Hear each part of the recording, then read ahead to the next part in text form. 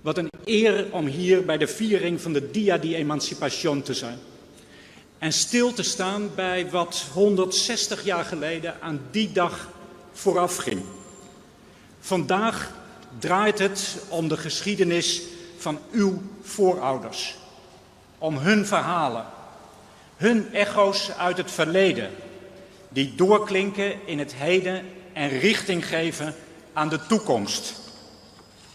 Het voelt ongemakkelijk om hier als witte man te spreken over vroeger.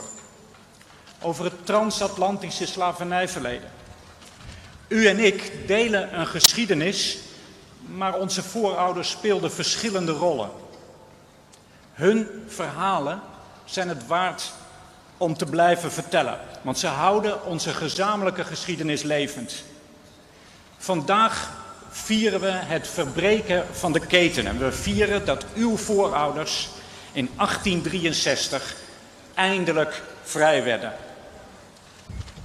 In 1958 sprak de toen 105 jaar oude Ma Chichi de volgende woorden. Nunca mahasi manera ishonang tabatake. Ik deed nooit wat de plantage-eigenaren wilden. Ma Chichi was in 1863 10 jaar oud. Van haar grootmoeder leerde ze dat ze gelijk was aan de witte mensen op het eiland. Dat ze haar rug recht moest houden.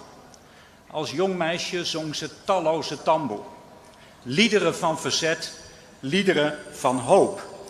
En als we het over de geschiedenis hebben, dan doen we dat vaak in stereotypen. We hebben het over daders en slachtoffers, helden en schurken, winnaars en verliezers.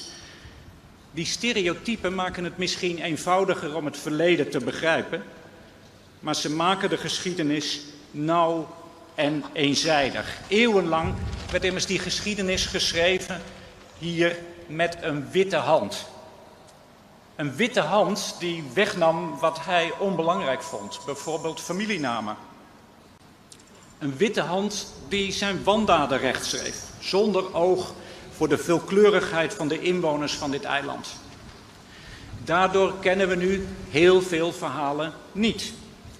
We hebben een geschiedenis waarin stereotypering en ontmenseling de boventoon voeren. Een geschiedenis die een vertekend beeld geeft. Want tot slaafgemaakten waren zoveel meer dan een slachtoffer alleen.